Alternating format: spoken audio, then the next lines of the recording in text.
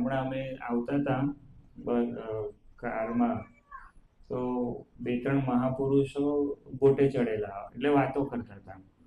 એક કે આપણો તો છેલ્લો જન્મ છે, આ ભગવાને આપણને પ્રોમિસ આપી દીધું. તો એક મહાપુરુષ કે ના, મેં તો આગલો જન્મ માંગી લીધો છે, આ જન્મે મારાથી સાધુ નહીં થાય, આવતા જન્મે સાધુ થવાનો છું, આવતો જન્મ આપણો ફિક્સ છે બોલે સાધુ થવાનો. આ બધી ચર્ચાઓ ચાલતી હતી અંદર. તો હું બેઠો બેઠો સાંભળું. હું તમને એવું કહું કે જીપીએસસી યુપીએસસી ની પરીક્ષા આપવી ને એ કેટલી ખબર છે અઘરી છે. હું અઘરી શબ્દો, હું ડેન્જર બોલું તો તમે કંઈક બીજો અર્થ કાઢો. અઘરી છે, અને એ આપ્યા પછી પણ રિઝલ્ટના ઠેકાણે નહીં હોતા. કેટલી વાર મંદિરે જઈ આવે ને પછી લેપટોપ પર ખોલે કે હવે ભાઈ કેવું થાય છે શું. અને આ મહાપુરુષો બેઠા બેઠા અક્ષરધામની વાતો કરે, બોલો.